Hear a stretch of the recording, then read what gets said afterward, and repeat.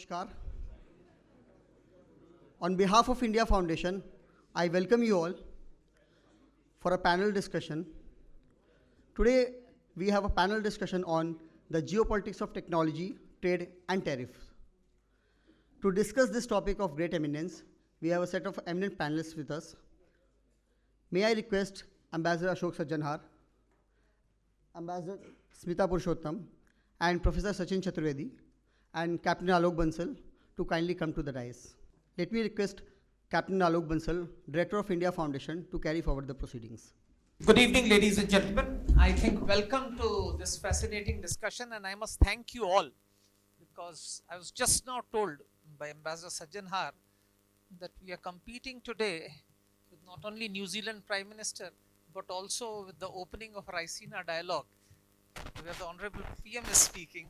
So I must really express my gratitude to all of you who have taken time out to be here with us today.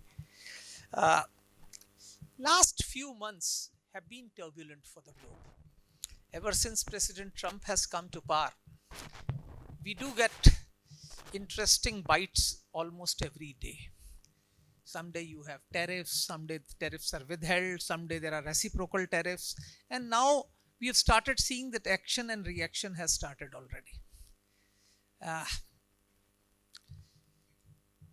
What is the pattern behind this so-called tariff war that we are now beginning to see? Is there a method in madness, or it is just one-off actions with no fixed agenda? I think a lot of questions which people have. Some of these actions are creating implications which go far beyond economics. You can see in Canada, there is a resurgence of nationalism. A country which really did not have that sort of an ultra-nationalism, but now you can see there are so many videos floating around, so many things. Nationalism often evolves sometimes. So I think probably that is Mexico also you are seeing. There is a revival of nationalism. What is even more important, that EU, which was often seen as a toothless tiger, has also started actually asserting itself for a change. So we are in interesting times, and I think to discuss this topic, because it's not only tariff and trade, there is technology also involved. There is hoarding of technology, there are technological breaches, there are espionage. Huawei, the cheapest producer, cheapest supplier of telecom equipment, whether should be allowed, should not be allowed. The opinions are equally divided. Open AI, ChatGPT, what is happening, what is the implications? There's so many things that we need to look at it. So I think to discuss this important issue, we have a good panel, and I'll request all my panelists to strictly restrict them to 10 to 15 minutes. And our first panelist is eminent diplomat, Ambassador Ashok Sajjanhar, who has been India's diplomat to many countries. Of course, his last assignment was to Stockholm, where I had the good fortune of meeting him. So I'll now request him to take his time, 10 to 15 minutes. Thank you very much, Alok, for this very generous introduction and invitation to come and speak on this very important subject. You have not mentioned, but let me also share with the audience that I was a last-minute addition to this panel. But I'm sure Alok can testify to that when he called me in the morning and suggested that I be one of the panelists on this seminar, it did not take me more than a quarter of a minute to say yes. And that is because, I don't say no to Alok, I don't say no to India Foundation. I think the phenomenal work that India Foundation and Alok and all his colleagues are doing, that is testament to increasing so much of our information as far as in Delhi we are concerned. So this is a very important subject And again, I would like to compliment the India Foundation for choosing the subject. As has been mentioned, that this has been particularly in the news over the last few months, if I could say. Of course, this issue is not a new one. It's an old issue because geoeconomics has always defined geopolitics. It has always been at the font of what the strength of different countries is. If you are strong economically, you are strong politically. And this has been not only today, but in the past. Of course, it is not only economics. I think the European countries have learned to their own peril that some investment in military power is also helpful and useful at times, which they are planning to do. But as far as geoeconomics is concerned, that has always been extremely relevant, even if we go back. And I'll just trace the history of that a little bit. But coming to what it is today, earlier it used to be basically trade in goods, then it changed to trades in goods and services. And today, what has been added to the mix is also technology. But let's say in the case of India also, meaning if I could just share an example with all of you, that when we had the global economic crisis, the financial crisis in 2008, as a result of the subprime mortgage lending crisis in the United States. At that time, after 2008, when you had the Lehman Brothers debacle, etc., as far as India was concerned, we put in place a good stimulus, as a result of which in 2009, we were having a good economy. Our GDP growth was doing reasonably well. And in 2010, at that time, India, which had been able to come out successfully, it was seen, over the crisis, which the other countries were not being able to do. At that time, we had, in a matter of a couple of months, we had visits of all the P5 leaders. For instance, in 2010, in December, we had the visit of Dmitry Medvedev, who was then the president of Russian Federation. We had the visit of Wen Jiabao, who was the prime minister of China. We had the visit of Nicolas Sarkozy, who was the president of France, all in the month of December. And in the month of November, we had the visit of Barack Obama. And just a few months before that, we had the visit of David Cameron.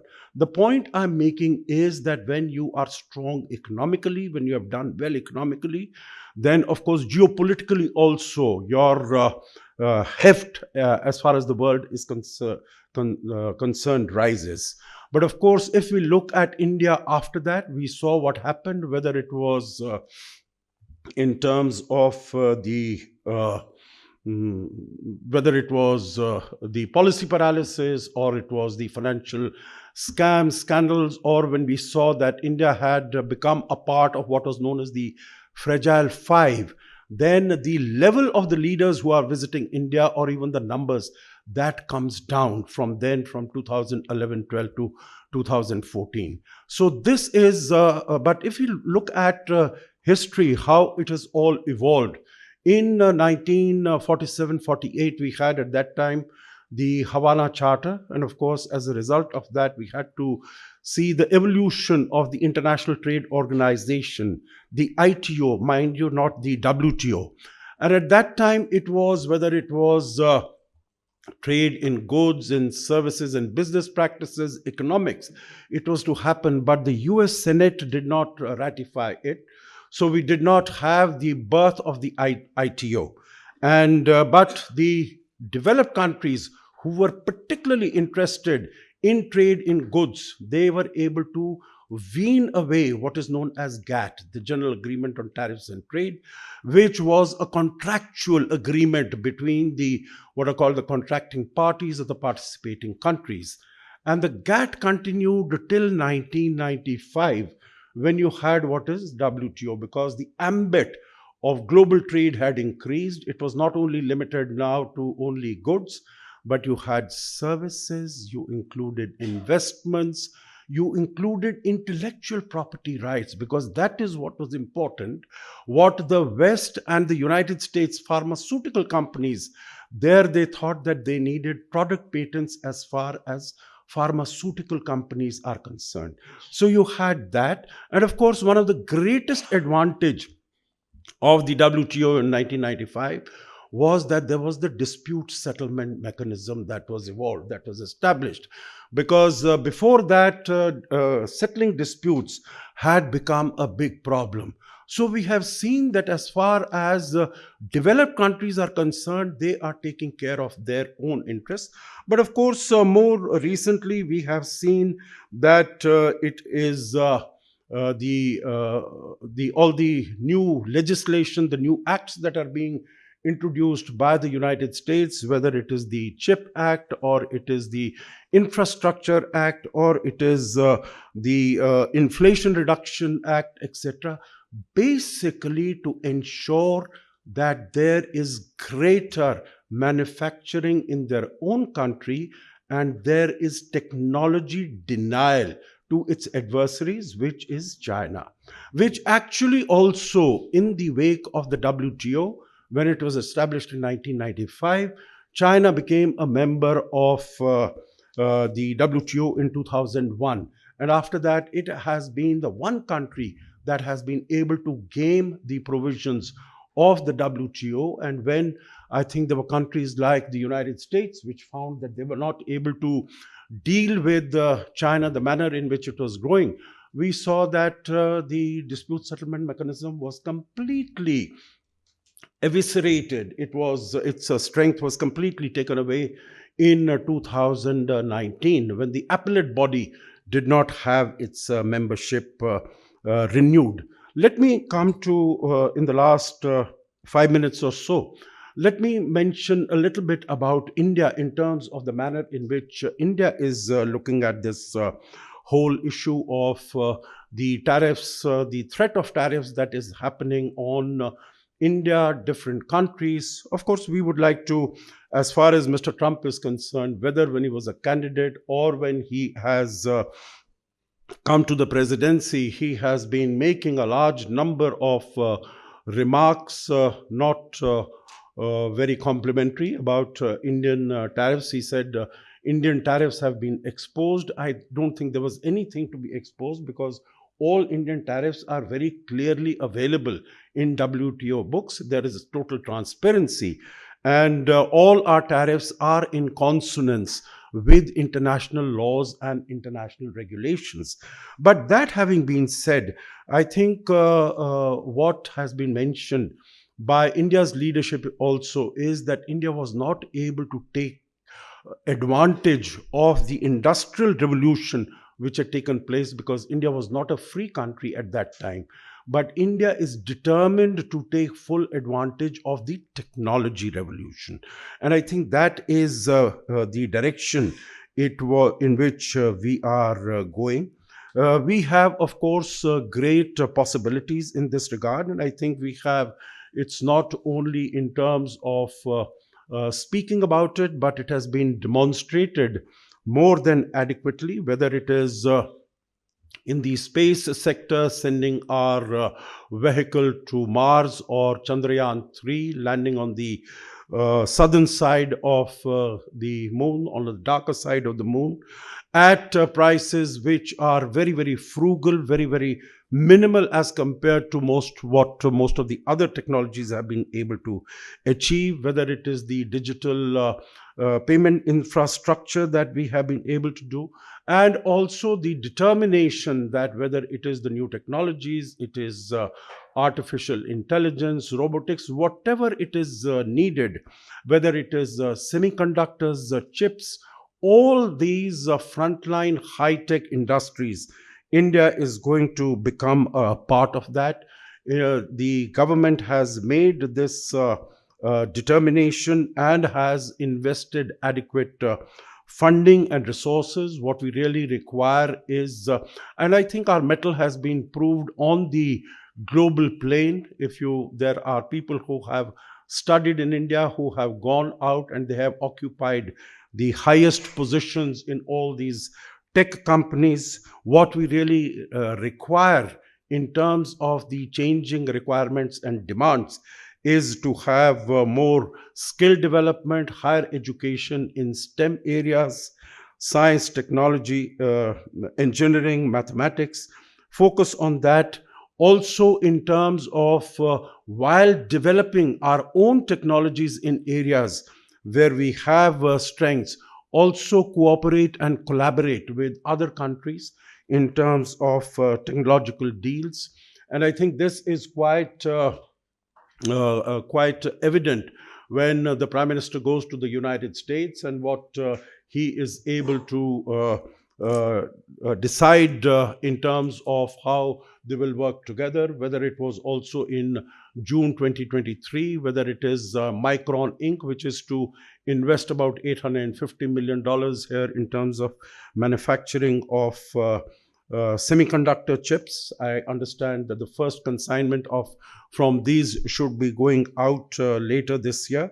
Or when the Prime Minister goes to France and there is an agreement to develop also work together on AI. So the point I am making is while working domestically, we also need to go out and have technological arrangements and agreements. There are a number of countries.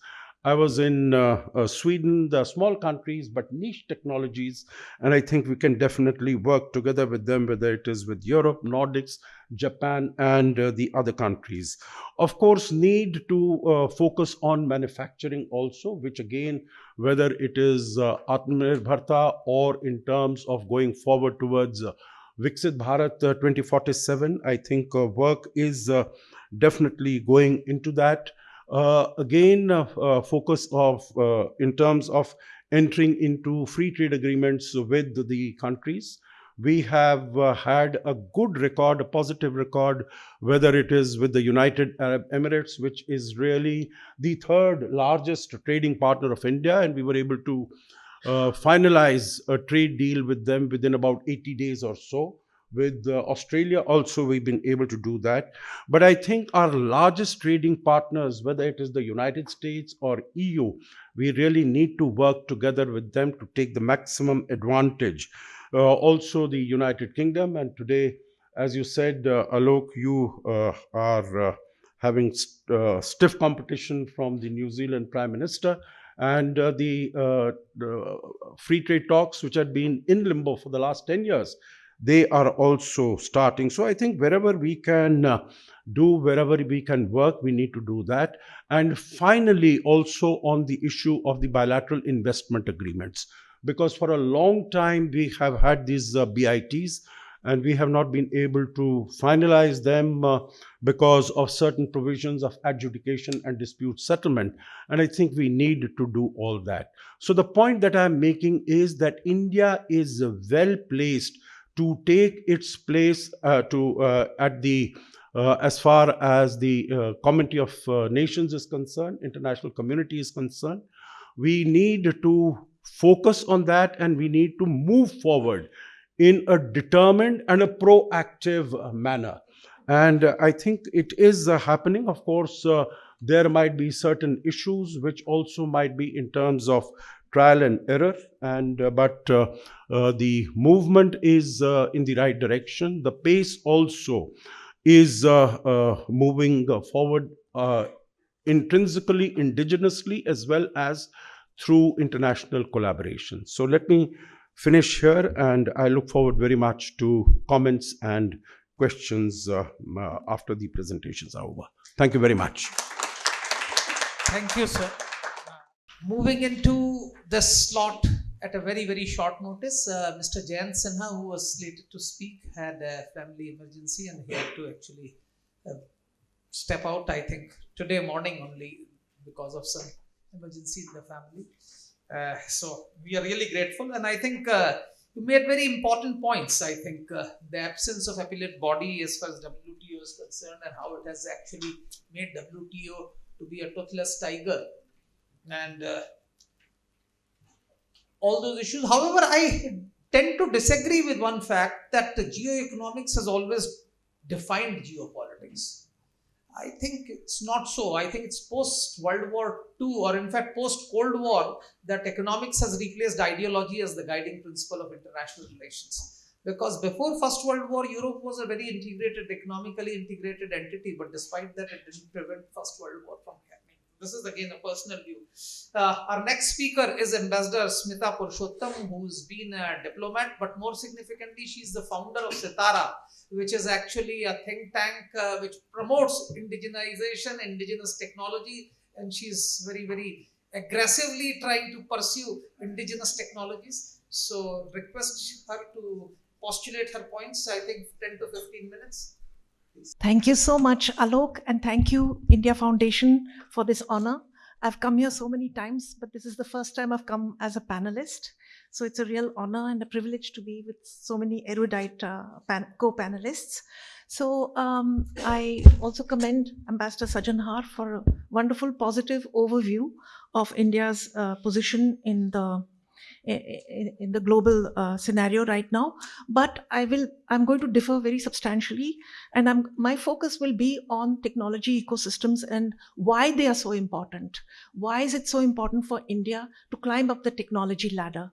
And so the focus is going to be a bit different, and starting with his position on geoeconomics. I disagree with both of you on that. I think geotechnology is the most important thing. And why do I say that? Robert Solow, for example, had proven in his study of the American economy that technology accounted for 90% of growth in a certain era that he studied before the First World War. And this is even before all the digitization started, which gave rise to another huge boom. So these factors were the ones which contributed to American growth, not investment so much. And you can see that investment has diminishing returns, which you can see happening before your eyes in China. So the importance of technology cannot be exaggerated. If we have a techno-friendly ecosystem in India, and that's what my focus is going to be during this talk, then we can also withstand the vagaries of international, gales of all sorts of uncertainties that have been introduced by President Trump. Because this elephant in the room needs to be tackled, and that is the fact that the enormous amount of instability that has been infused into the geoeconomic system has also been met with a big pushback, as Ambassador Sajjanhar mentioned. China, Mexico, Canada, and the EU have all set their red lines, and they have told the United States that you can push us this far and no further. Whereas we have been forced to actually have to preemptively negotiate on the issue of tariffs because our economy is not that resilient. So why and how can we make it more resilient? We need to pivot to technology. And after all, the motivation behind President Trump, it's not random. It has been building up for over a decade because I've been following this issue. And the issue of reshoring has appeared in American debates in 2013.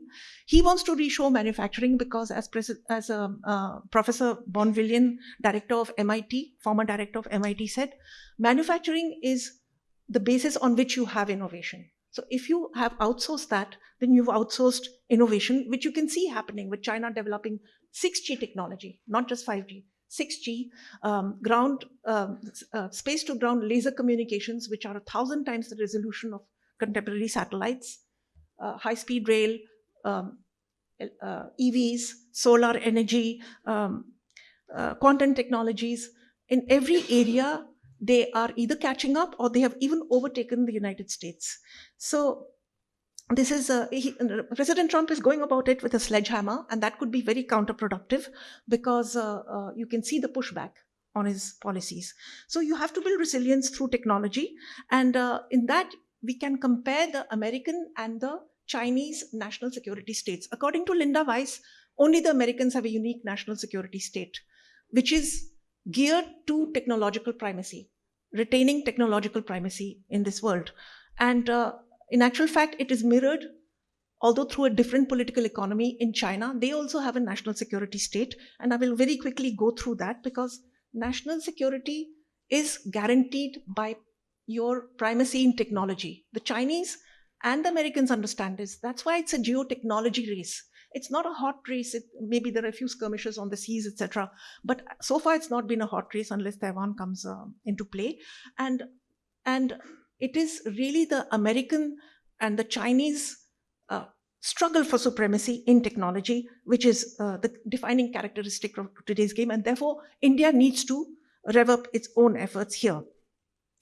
As you may know, President Xi has said that technology is the core combat capability. So both sides use technology as the basis of their geopolitical primacy. The difference is, of course, that the Americans have a compact with the private sector, and their entire state, their entire innovation ecosystem is geared to transferring the risk of innovation, investment in innovation from the public sector to the private sector, which is also something that we could follow because we don't want to go via the statist method. And they have two pillars, both the Chinese and the Americans have two pillars through which they've encouraged technology development. One is procurement, the other is R&D. Through procurement, we can also, and this is what SITAARA, my technology do tank, not think tank, has been fighting for. And that is, if you ensure domestic procurement, it will give such a fillip to your economy. Forget about 5 trillion, 10 trillion is within our reach. And many other things. For example, if we stem the brain drain, why do we educate our people and send them abroad? Why don't we create the ecosystem here to keep them here? They are creating trillions of dollars of value. NVIDIA, half the workforce is of Indian origin. Qualcomm, I've got a very interesting table from the CSET. 1/3 to 2/3 of people are from India. All of them creating these valuations abroad. So the Americans also, everyone says it's a free market economy, and it's not just through the CHIPS Act and the Inflation Reduction Act. They have had legislation from the 1947 onwards to create an institutional framework for technology development. And this has also been complemented by various institutions such as tools such as the SBIR, the strategic venture capital funds, which now China is emulating. They've just launched a strategic venture capital fund, which we have several times recommended to our government, with $138 billion funding. We don't need that much funding because, as InQtel has said, $1 of government investment crowds in $9 of private investment. So you don't need a lot of money for the seed capital. You just need that kind of structure which will encourage technology development. Then they have the federally funded research and development centers, Los Alamos, Livermore, etc., through which they have funded private sector enterprise. So basically the risk of innovation has been transferred from the public sector to the private sector. They even have legislation which says that you should, that the private sector can avail of publicly funded technologies through the Bayh-Dole Act and many other acts. So the patents can be transferred to the private sector. And this is how Apple and Google have come up, because they profited from the research the foundational research that the American state sector actually funded. So China has in fact mirrored this to a certain extent. I mean, R&D and procurement are equally planks of their development strategy. Article 10 in fact says that you should procure everything domestically. And of course, they also have an exogenous component. I like to divide the strategy into exogenous and endogenous. The exogenous part is the one we are more familiar with because Western press covers it exhaustively. Copying of technology, but they've gone much beyond that. They have a very strong educational base. Out of the 10 top universities today, I saw 9 Chinese names. And also procurement, of course. They have procurement and R&D, huge R&D funding, hundreds of billions of dollars. So sorry, that was the endogenous strategy. In their exogenous strategy, they have used FDI as an instrument. We used to think that Chinese FDI preferential treatment was the best in the world, but OECD a couple of decades back came out with a report saying it's the most restrictive policy in the world. And at the surface, they used to give all these preferential treatments. Ministers would come to the airport to receive the foreign investor. They would give you free land, free connections, etc. The SEZs have the kind of infrastructure we can only dream of. So why is it restrictive? Because they forced the joint venture partner, the foreign joint venture partner, to part with technology. Managerial control was retained with the with the Chinese partner. And the forced localization of production, so a huge ancillary sector has also been built up in China, which has led to, this huge proliferation of components infrastructure, and so on. Transfer of technology for access to market. The overseas development investment strategy also was geared to scoop up, vacuum up technologies. They vacuumed up $200 billion worth of high-tech American companies in 20 years. And then the Americans came out with their policy, FIRMA, which is the Foreign Investment Review Modernization Act, and they clamped down on this investment. It came down to a trickle after this $200 billion binge. So these were the exogenous strategies through which China was able to grow its technology sector. But why did they have the capacity to absorb this technology? And we also have been getting foreign technology, but we're still in the license production stage, because they had a very strong educational sector. So that's what really we need to do in our country. I want to touch upon the issue of information and communications technologies, also because SITAARA has been focusing on it. President Xi had said that informatization is at the core of their military and development strategy. And the Chinese understood the strategic nature of ICTs because of the Gulf War. They saw in 1991 how the Americans used the global information grid with its enormous bandwidth to use their precision munitions thousands of miles away to destroy whole armies. And they sent people to various universities to study it. I saw them at Harvard also. And these two brilliant Chinese colonels came out with this book called Unrestricted Warfare, which created a sensation in India also. And it's only now that we're beginning to realize the full implications of the predictive nature of this book.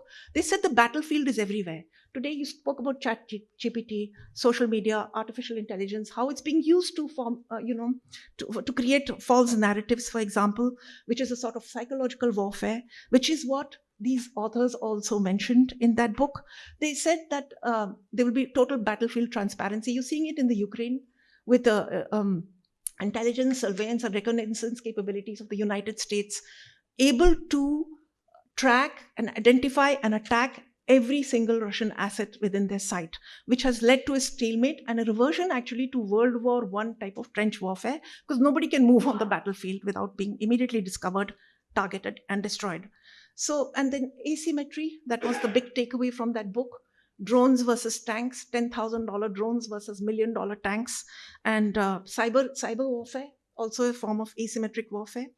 So ICTs are extremely crucial. They're foundational. It's a self-evident proposition. And we had concentrated on that because a lot of our networks are under foreign control. And we had won a big victory with the withdrawal of the BSNL tender. And we were helped in this by some very dear colleagues in the security establishment who burnt themselves out to impress upon the government machinery that we had to remove Chinese and foreign presence. Unfortunately, we've only succeeded in removing Chinese, not all foreign presence, but we hope that is the next stage, and our private telcos have to cooperate in that. So we have given some suggestions to government to improve the technology resilience of our country, because you can see Canada, the EU, etc., are much more technology trade dependent on the US than we are. And yet they've taken such a strong stand. We need to be able to take that kind of stand and say that we also will push back. We do not need to, for example, the Americans are saying open up government procurement. It's the last industrial policy tool that we have to promote, high-tech development, and open up agriculture. Where will 60% of our population go? Defense. How will we develop a high-tech defense ecosystem if we open that? So we need to very quickly, and the government is doing that. There are some excellent rules and directives, but we want to deepen that. They have these executive orders which are flouted by many departments, definitely state governments. We want to introduce American-type legislation. We've called it Atmanirbharta law, but that smacks a little bit of dirigism. So we're not going to call it that any longer. As long as we say we're following the American model, I think it should be more compatible with our ecosystem. And this would enjoin upon all entities to promote a whole lot of actions that, for example, the American system encourages. Then we've also said that we should have a strategic venture capital fund. And before that, we have said that the government should identify components wise all the elements in our supply chains that we import and which are critical, because we have gone for a platform approach, but that is not working. We are still the biggest defense importer in the world, 4 years in running. I don't have the 2024 figures, but till 23 it was so, despite our Atmanirbharta campaign, because, and it's being implemented quite sincerely, but when we go for platform, so-called platform indigenization, what happens is that our DPSU subcontract it further, and we end up still with foreign imports. So we have said go components-wise. I'm finishing. We go components-wise, and then you can actually achieve genuine indigenization, strengthen the resilience of your economy, which is absolutely critical, not just for national security, but for national welfare, to improve the overall GDP, and then the distribution of the GDP amongst our population, increase national welfare, and all the human development indices. Thank you so much for this privilege. Thank you. Thank you, Smita. I think there is no doubt that indigenization needs to be pursued in a very big way. And I think we are trying to do that, trying to attain it by Atmanirbharta. I know at no stage did I say that technology did not govern national security. Technology has been the key ingredient of national security. In fact, till the Industrial Revolution, it was the East that was conquering West. From Attila to Golden Horde, it was actually the Mongols who were ruling over the Europe. It's only after the Industrial Revolution that you started having the West coming and ruling over the East. So technology has always been the key. That factor you have to accept. That's never been the case. And of course, how different countries are dealing with technology and hoarding it. Trade, of course, is a big issue. As I said, while it suited the West, globalization was the call. Now, when it doesn't suit them, then we are reverting back to protectionism. We are building up tariff walls, because I think now they are not in a position to compete with many in the developing world. So that seems to be the thing. But as I said, to discuss all these things, we couldn't have get somebody better than Professor Sachin Chaturvedi, who is the director of RIS, the economic think tank of Ministry of External Affairs, and is of course an expert in these. So over to Director of India Foundation, Alok ji Bansal, Ambassador Sajjanhar, Ambassador Purushottam, Madam President, Ambassador Baswati Mukherjee for India Habitat Center, stalwart of our trade analysis, Pradeep Mehtaji. I think it's a great topic that you have chosen, and I must congratulate India Foundation for a very timely seminar on a topic that is bothering the whole world. I would try to finish in another 10 minutes or so. Couple of points that I want to make, and I think both Ambassador Sajjanhar, Ambassador Purushottam, and both are correct. And Alok ji, you have also summarized both geoeconomics and geotechnology. Both have to play a very important role. And the point that I'm trying to make is that as we move forward, the idea in terms of in terms of issues that are important. We have entered in a world where trade, investment, technology, and finance, all four are determining the way we have to decide our policy response. No one ministry can really contribute in any meaningful manner until and unless we are converging trade, investment, technology, and finance. And the first slide that I have called out is from the G7 declaration, where in 2023 they had explicit understanding in terms of what is economic security, how you define economic security. And this idea of economic security actually captures the essence around which trade, investment, technology, finance has to be addressed. So what you are seeing on the front pages these days in terms of the new trade policy that the US is coming up with, you have to see how you are protecting supply chains. There is no point in you having technology if you do not have the ingredients to produce the gadgets that you need. There is no point in terms of having them until unless processing which is captured by China. So the way Chinese tentacles have come up in value chain, in production, in processing, in getting the rare earth minerals, you find it absolutely difficult. So the frustration the limitations that G7 is seeing is now becoming reality for all the emerging markets other than China. So this frustration we should understand, and we should see where the limitations are coming up. And that's where the remaining 75 years of this century would be determining the trajectory of economic growth, depending on which country is going to choose this convergence at what level. So we require administrative efficiency from that perspective to bring in. And this interplay of factors which are driving geopolitics now, they are focusing on trade, investment, technology, and finance. And this is where the convergence has to come in. You also find that these dimensions are also important at the disaggregated level for us to see how they are going to go forward. When you talk about trade, it is not just about exports. We established agencies to see that we export quality so that importing country allows that. Now time has come for us to have an agency to check the import quality. What China is exporting us, what kind of challenges we have in terms of checking that quality, and how our export concerns are there.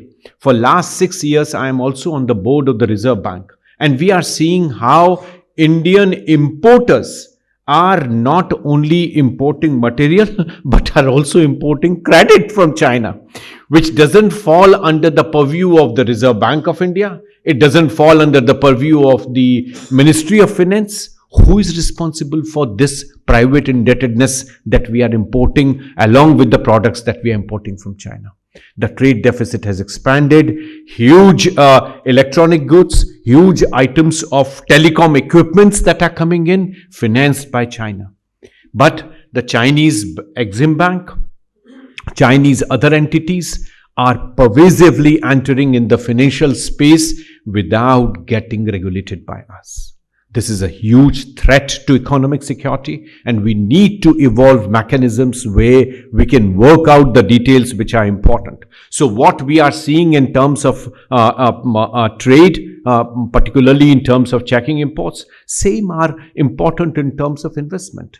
The disinvestment program, and I was on the board of the IRCTC when government decided for disinvestment for 12%. That was done initially, and then 18 and then 24%.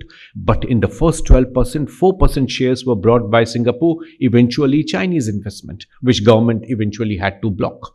So we need to see what is actually happening in our ability to allow capital market conditions to come up with, what kind of outcomes we have, and what kind of risk tolerance we can really have in investment. The economic survey last year proposed allowing Chinese investment in what sectors, what areas. We need to carefully see that. The FDI, as Ambassador Purushottam rightly mentioned, is dwindling. Yes, it is dwindling. Where we want it, what kind of incentives we can really provide, one would have to see that. And that probably would be important given the kind of techno-nationalism that was referred to. But this requires us to see what risk management we have. Do we allow investment in synthetic biology?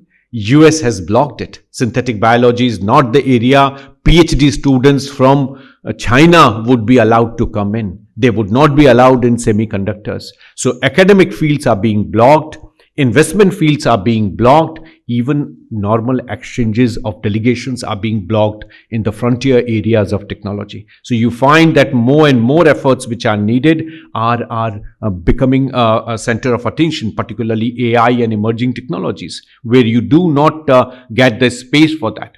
In the instruments that are available, the modalities that are available, both FDI and portfolio investment, capital outflows that are happening, they require us to take that forward. During India's G20 presidency, India proposed recapitalization of multilateral development banks. China was the first one to block. Japan supported us, US supported us. Why China was the one that blocked recapitalization of multilateral development banks? It's very simple. The indebtedness that has gone up and the credit that China has created across Africa, that has multiplied. People do not want to go to multilateral development banks.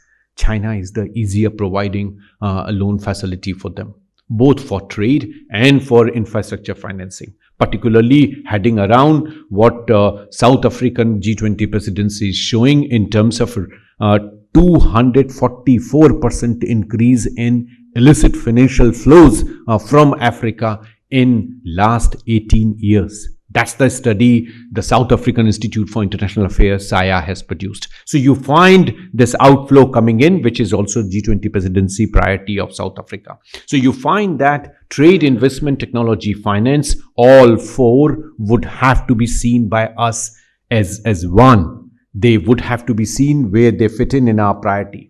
If you see trends in technology, I have tried to put them in three different verticals, where frontier technologies, green technologies, and other frontier technologies are coming up in a major way. And you find that more and more efforts are being made by countries to master them, to block them, and also to see how multiple intellectual property instruments in the patents, the copyright, how they are to be combined and collectively used, and not one utility patent. So you find that what was true initially for at WTO now is becoming a reality. Green technologies, all the more proprietary rights are coming in.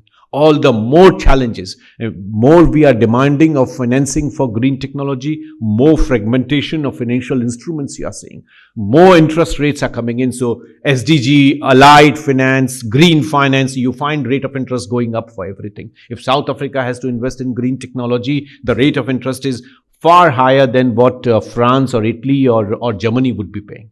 This kind of dichotomy is something that India raised in the G20 presidency, and we require a solution. But the way technology is evolving, the way its fragmentation is spreading across the intellectual property rights, you find that the finance is the key. Finance is the one which is controlling. And if you do not have finance, technology has no meaning. The resource material is blocked, that has no meaning. So where do we enter? How do we enter? And we did not stop in RIS at that. We also tried, and today I have not included other slides because time was limited, but we have details of this in terms of what technologies, what companies. So we need to go at the level of companies. Who are the actors? Who are the ones actually owning the intellectual property of the technology? What trends we are having and how the finance is linked with them. So this slide captures that. But then let me come back to the topic that Alok ji suggested in terms of the turbulent times for trade and how the tariffs are coming in. I don't think if trade is confined to tariffs alone. Trade and the composite effect that Trump has come up with, there are challenges. If you see 2018, when US first imposed tariff, we find that the remedy and the problem, they are not being seen in conjunction with each other. There is a solution, there is a problem. So what Trump is trying to raise, and if we see 2018 figure, Trump was trying to raise $8.5 billion in terms of new tariff in 2018, $8.5 billion. And actually, US producers and importers paid $1.5 billion more than what they were paying. So who is transferring the cost to whom? Is tariff the best instrument as a protectionist economy, particularly when interdependencies are so high? Tariff was a good instrument 20 years ago, when interdependence and fragmentation of value chain was not so high. Somebody has to tell this to the president, that this is not the way any economy can function, because the fragmentation of value chain of products is happening in such a way that 72% of the global trade is in value chain, is in parts and components, is in semi-finished goods. India has successfully since 2017 achieved one important target with China. What is that? Till 2013-14, we were importing 38, total import from China in India, 38% of that was of finished products. Finished products, 38%. And now 23-24, India has reduced that to 12%. Finished products are at 12%. We are getting only parts and components from China. Semi-finished products we are importing from China. This is trend not only between India and China, but across the world. So US importers are importing parts and components. They are exporting semi-finished products. Value addition is happening in India, and then it is being exported. Biopharmaceutical is a clear example of that. And that's why our pharma industry is so relaxed, particularly those producers who have gone into the league where they are producing high-end pharmaceutical products, because they have to export it back to US. So even if duty is imposed, the duty is absorbed in the export value of the product, and then it is being exported back to US. So eventually US consumers are paying.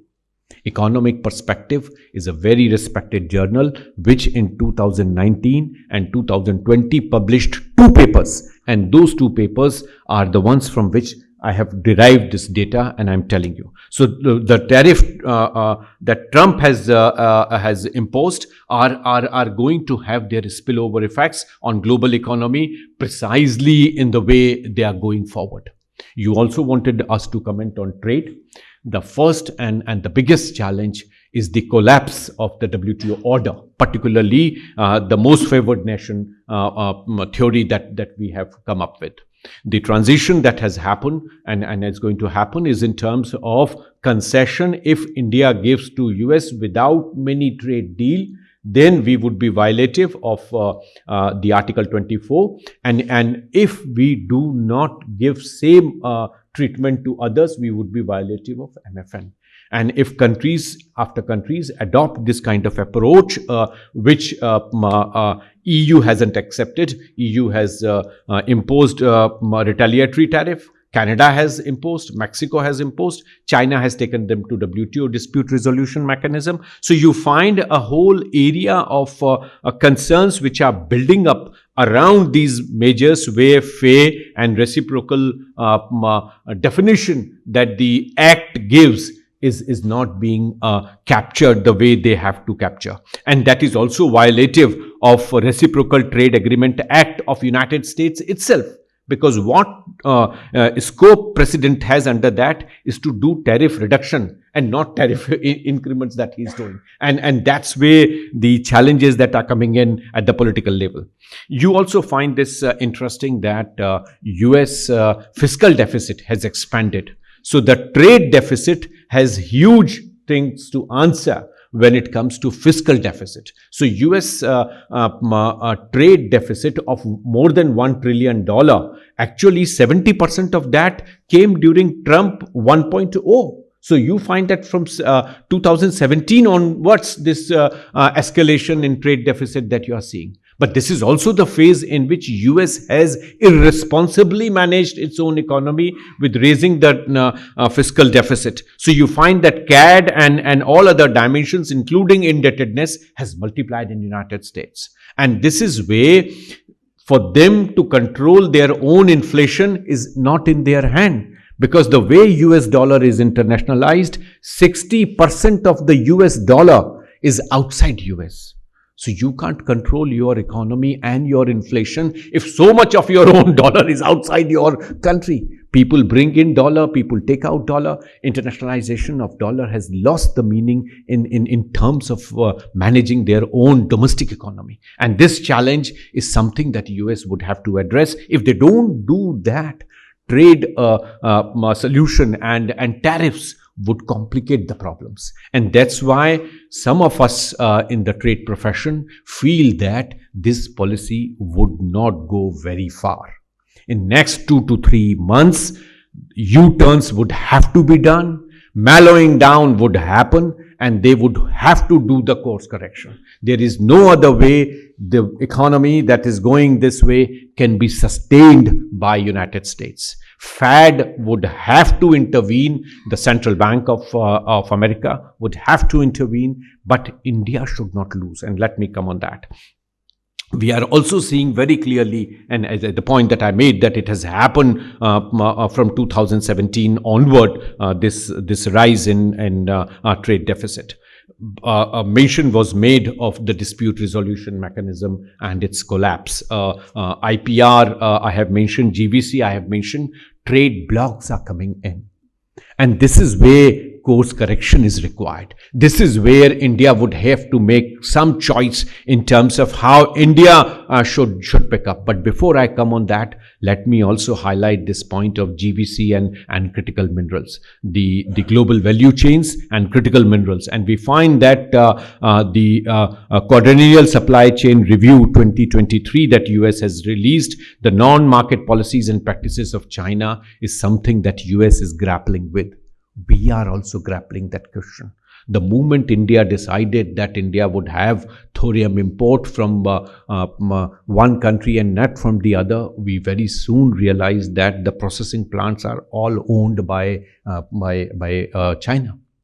Thanks to our ambassador in Argentina, and that's where Prime Minister has been saying that the missions and the diplomats have to serve all the 3 T's that he has been emphasizing, but trade and technology are 2 important dimensions that our mission should address. And that's where our ambassador in Argentina has played an important role in identifying those sources of thorium supply which are neither owned by China nor are being processed.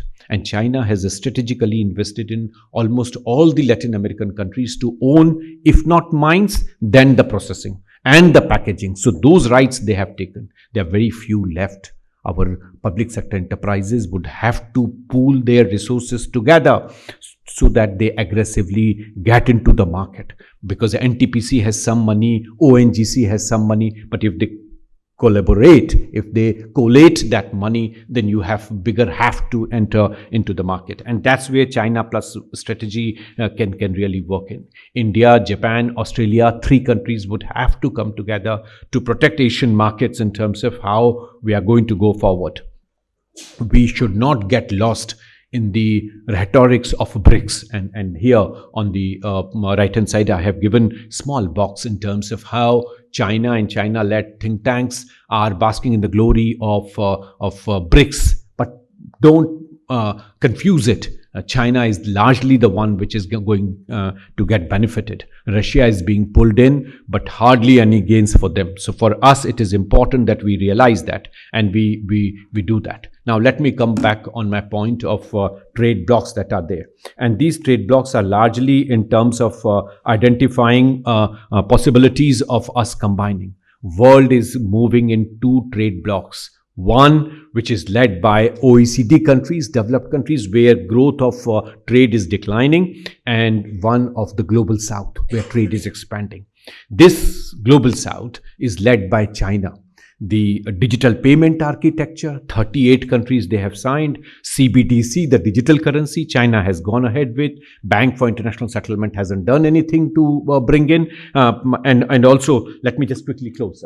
I have crossed my time. So this trade block we would have to identify. We would have to see to what extent we go with China, to what extent we bring in international governance mechanisms that are important for India to lead both China, Australia, and the Quad's role in this, but also see how we bring in the institutional mechanisms that are important.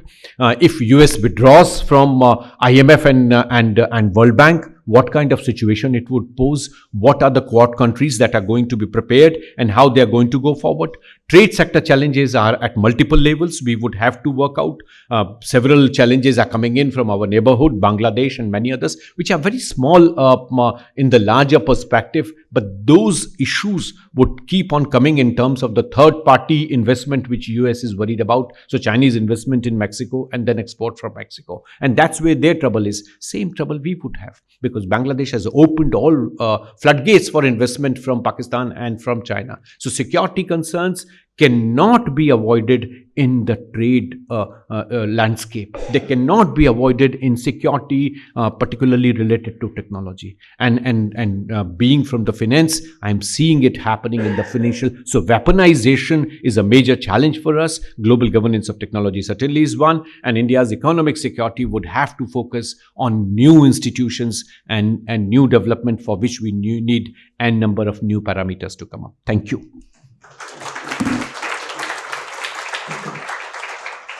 Before, I think as tradition, let me give it to Ambassador Bhaswati Mukherjee to ask the first question or make the first comment, and then we'll go to the others. Thank you very much, Alokji. I didn't ask for the floor, but certainly it's a fascinating topic, and I had a couple of comments on Dr. Chaturvedi's presentation. First of all, he has correctly focused on the dangers of the weaponization of trade, on the fact that under Trump, one, the entire dispute settlement mechanism of WTO had collapsed and the vacancies were never filled. And to my knowledge, the vacancies have still not been filled. So even if China takes a dispute there, there is no one to settle the dispute, unfortunately. But the second point, which I wanted to ask Dr. Chaturvedi, was that in his perspective, are we handling this issue of President Trump's transactional approach to the geopolitics of technology, trade, and tariffs correctly? Because in my perspective, we are doing it correctly. Because as PM said yesterday in his podcast, which I read extracts, and which President Trump has put on his own X Twitter handle this morning, which is very interesting. X, sorry, not Twitter. There, our Prime Minister has actually said that what is in common between his approach and President Trump's approach is that both are working for the national good of their respective countries, and in that there can be no dispute between either. And in that respect, if we have taken what some may interpret as not a timid approach, but a conciliatory approach, my argument would be that a conciliatory approach is the wise approach, because if in 3-4 months' time, Trump is forced, as Dr. Chaturvedi has pointed out correctly, to make course corrections, then the approach that we've taken will have a double advantage. One, we would not have upset the bilateral relationship with the United States and with President Trump. And on the other, we would be seen as conciliatory, but we have not given in. And when we are conciliatory, they can also become conciliatory. So I wanted your comments on that. Thank you. I think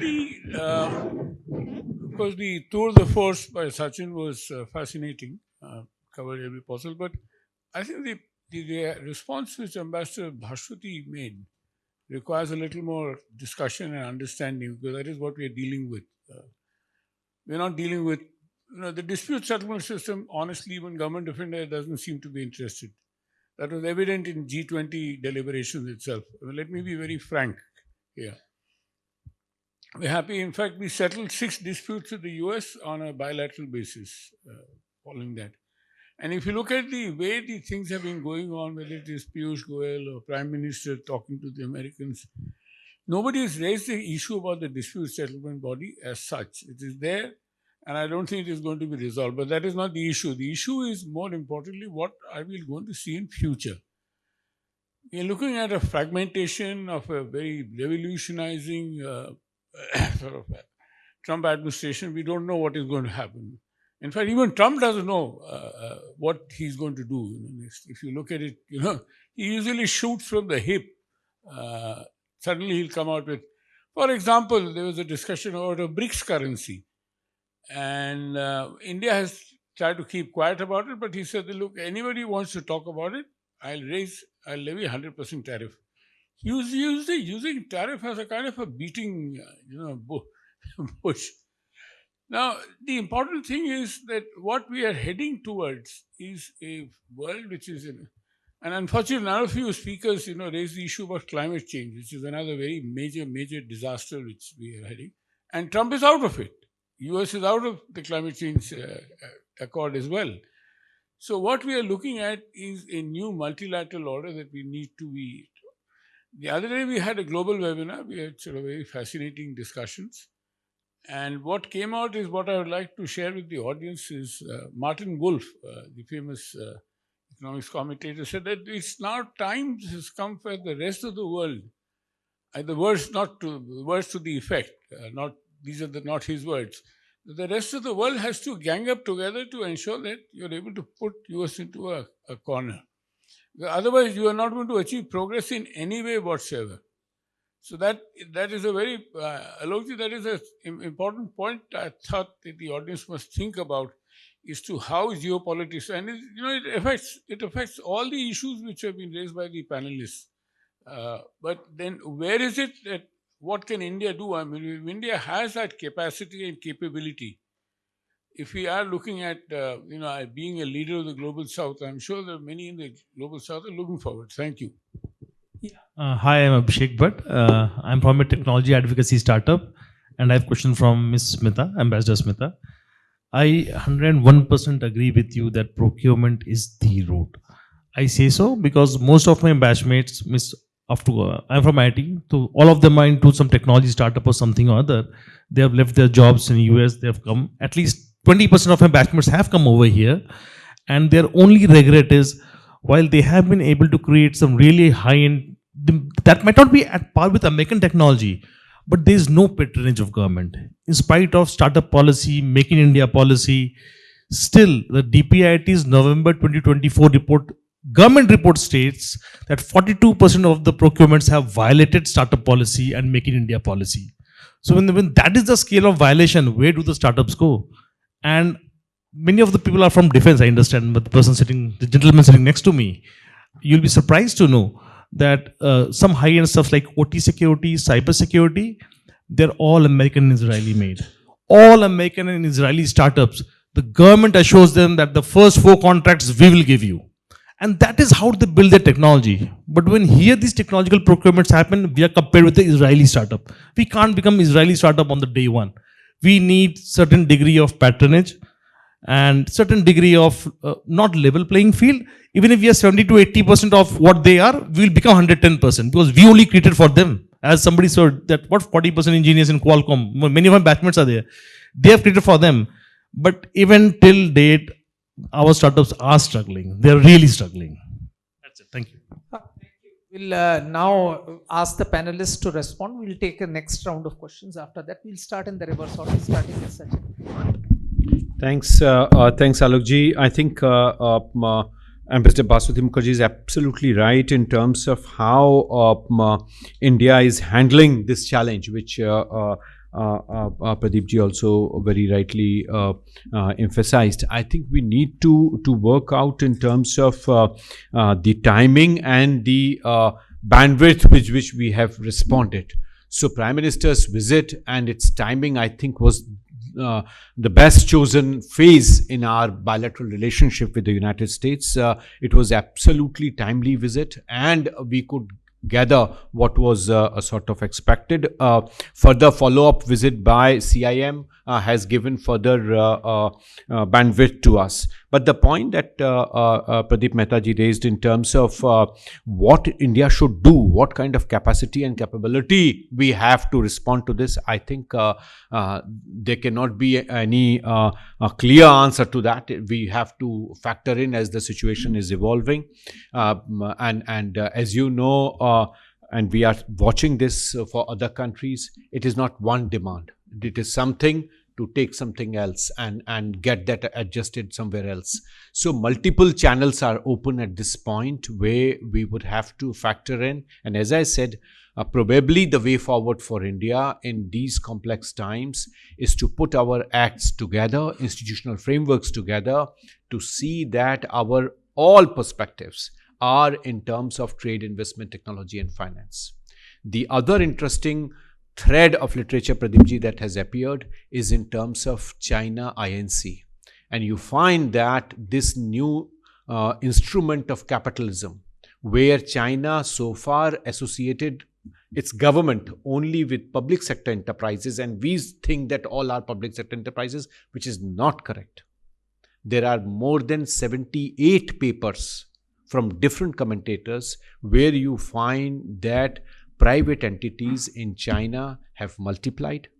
Chinese ecosystem is supporting all of them across the bandwidth, irrespective of whether they are state-owned enterprises or they are private enterprises.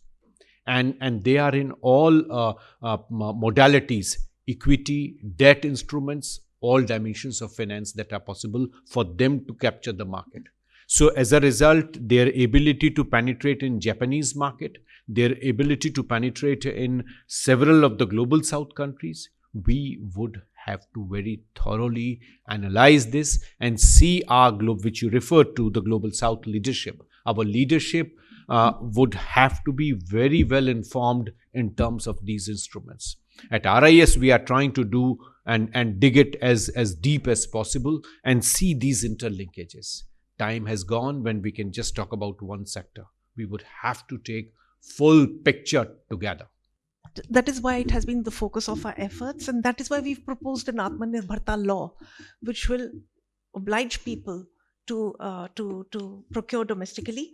And one clear indication of success of such a law would be, for example, the BSNL tender. The Indian consortium which won it has now come out with an element of the 5G technology stack, MIMO, which only a few countries have. So, immediate results. So if we have that kind of policy, we can upgrade technologically very quickly.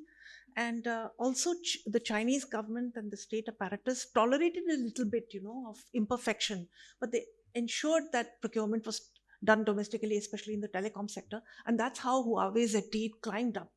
Otherwise, what's happening is our startups are actually relocating abroad and then reselling, because once they're a foreign company, our people feel that, that they can buy from them. And I'm really interested, Professor Chaturvedi, in what you said, that China is supporting the private sector. And if you could share. No, we have proposed it. Okay. If it's possible to share those documents, I'd really be grateful. Thank you, Alok. I did not have any question addressed to me, but let me just make two very quick points. Number one, it really appears, although we've been talking about, and I know that Sachin has been talking about, violative of Article 24 and violative of Article 1 MFN. But I think globalization really, in terms of what Mr. Trump has come about and the manner in which he is imposing tariffs, threatening to impose tariffs also on others, this is totally violative of all provisions of the WTO. Because, whatever our tariffs are, whatever Indians' tariffs are, they are fully in consonance with our WTO obligations. Only it is Mr. Trump does not agree with that. So, as far as he's concerned, WTO for all practical purposes does not exist for him. The other is that, he really, what used to happen before the WTO had possibly come in, although Article 24 and Article MFN article, they were provisions of the GATT also, very much so. But at that time, we had got into this voluntary export restraints. VERs were there, which were so very common that people were applying. And here also, these are sort of, what he wants is getting some sort of a bilateral agreements that we enter into different countries rather than multilateralizing them and making them available to other countries also. Meaning this is something that, so I think if his policies don't fall flat on their face with, and I'm thinking, the manner in which he's, the way in which he's going, that there is very scant possibility of a success of his policies if he does not have to retract, because we've seen even as far as stock markets are concerned, they are reacting very, very negatively to what he's doing. And even the S&P index, 10%, it's come down just in a matter of weeks. So, the point that I would like to also to make to Sachin is, I think he said that economists need to tell Mr. Trump that what he's doing is not right and is going to be calamitous. I think all the economists the world over have told him. I think it's not the question of economists telling him. It is telling him that he has to listen to them and he has to sort of, act on the basis of what they are telling, what are they are saying. But he seems to be going ahead on this. Maybe, if you look at even in Trump 1.0, he did have these huge tariffs he had imposed on China, and he was able to get a very decent bilateral trade deal in 2020, January 2020, by which China would import $200 billion worth more of goods from the United States. So maybe he's thinking that he might be able to get it, but maybe the next few months will show us what the future lay of the land is. Thank you. Next round of questions. Please be brief. Yeah, start. Thank you, sir. My question is to Professor Chaturvedi. So you mentioned as to how the trade deficit with China has been expanding. I believe it's been like that for the last 2 decades or so. And very surreptitiously, they've been entering our markets, increasing their economic influence and so on. So you mentioned that the economic survey had proposed Chinese investment. And if we have to open up again, we should select the sectors carefully. Sir, are we really thinking of reopening? And if yes, which would be the sectors that we would carefully open up to? Thank you. Yeah, so Bimal, yeah, just give it. My question to you, Smita ji. See, bringing in an Atmanirbhar law possibly will, not be able to factor in the market value of what technology has to offer, or the level at which it can come and get in the system. Because, we are not going to be able to take anything which is the second best or the third best. Now, if you look at how the DTTI in 2012, Ash Carter and our very own Manohar Parrikar, late Manohar Parrikar, worked on, nothing really came out of it till now. DTTI, Defense Technology Trade Initiative, the Americans wanted DTTI, Defense Trade Technology Initiative, but we forced it so that we get the technology. Nothing really came out of it.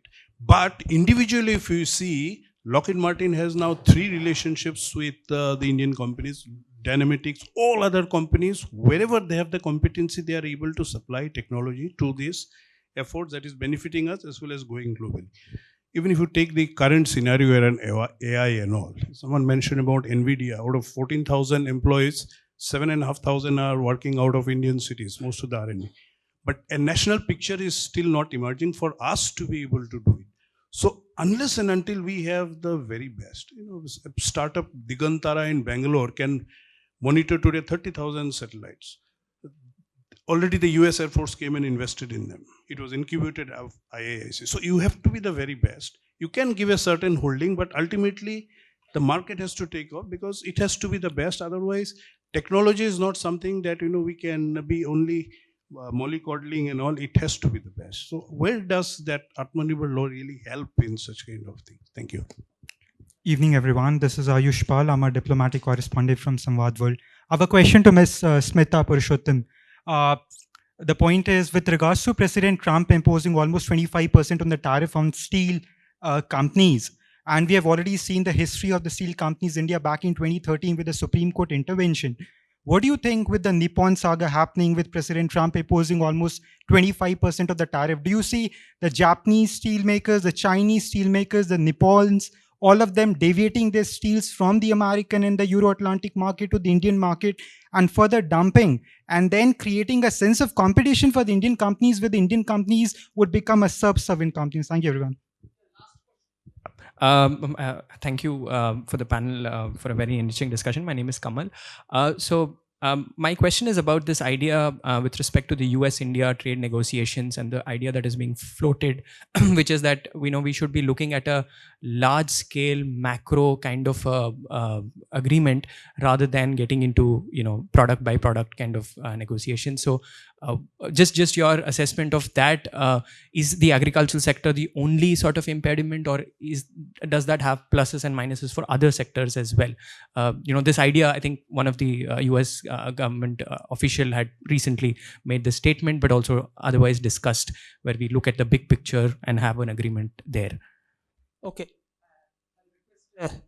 We'll go the other way around. Ambassador Sajjanhar, just brief question, comments on whichever question you wish to. Need not answer all the questions. Leave it to you. Yeah, no, I'll not, maybe I'll just take the last point here. I think the whole idea is what Mr. Trump needs satisfaction is on specific items. And, he's mentioned also reciprocal tariffs. Of course, that is very, very difficult because the items that you are exporting are not the same as you are importing. So, reciprocity is very, very difficult under those circumstances.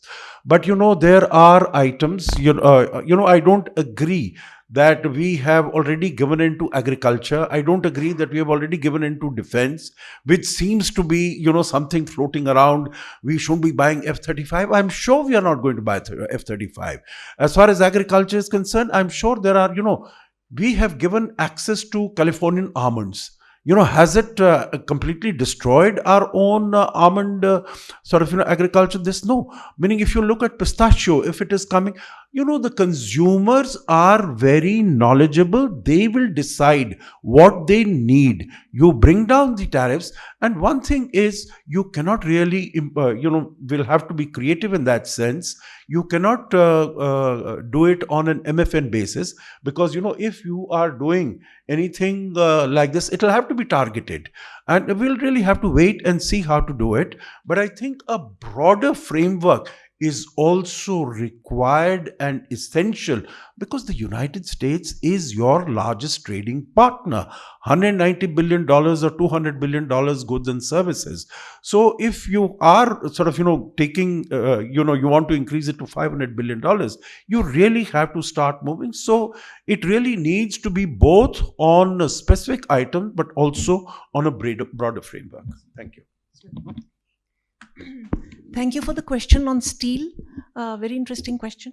And well, of course, the pressure is going to increase massively, and we're all worried about that, and not just in steel. And that's why technology is key. If we had the technology, then we would be able to withstand Japanese competition or any other competition. And I do believe that our national security authorities were trying to convince our steel majors to invest in a particular kind of steel, neon steel, but there were no takers, even though there's a massive market for it. So our private sector needs to rev up its R&D play. So that's it. And on Atmanirbharta law, a very good question, and we haven't yet formulated this law, and it won't be just an imposition. It won't be a dirigist law. It will go along the American model, and it will be fully in conformity with market-oriented realities. And where, for example, we will see that there's a technology readiness level, which there is in many sectors. For example, in cybersecurity equipment, we keep going for Israeli and other such equipment when we have excellent Indian stuff. So, this constant dismissal of Indian capabilities is also a sort of default mode of the tendering, procuring agencies. So we need to get rid of that, but at the same time, we need to nuance and induct this Atmanirbharta. It won't be just one law. The Americans have such a plethora of laws, the Bayh-Dole Act, the National Security Act, and so on, directives, recent acts that have been referred to during the discussion. So we need to have a good brainstorming on this. SITAARA alone is not going to be able to do it. So anybody who wants to join us, it's a network of volunteers. Anybody with fresh ideas is very welcome to join. And we thrive on the basis of that. And since you're from IIT, we would love it if you joined our network. Thank you. Just a quick one-liner. We should think of opening up for Chinese investment in those sectors where trade deficit has expanded hugely. We import 4,448 products from China. Out of that, 327 products occupy 78% of total imports. Out of those 327 products, if you remove 5 products which are exclusively in the aluminium sector, 323 products are those where Chinese trade deficit is coming in. So we need to identify those sectors, talk to China, and then if they are ready to invest in those sectors, then only we should open up for Chinese investment. And this time, our negotiating position should be absolutely based on these empirics that we are talking about. Thank you. Sachinji, I think it's been a fascinating discussion that we have had, and I must thank India Habitat Center, especially its president, Ambassador Baswati Mukherjee, Director Sandeep Kapoorji, and for the cooperation that India Foundation has been getting as far as organizing these programs are concerned. And I must also thank all of you for taking time out on a day when there are very important assignments being organized by other institutions. We are really grateful to you. I'll now request my colleague, Dr. Pawan Chaurasia, to come here for the felicitations. May I request Ambassador Baswati Mukherjee, President of India Habitat Center, to kindly come to the dais and do the felicitation for the speakers.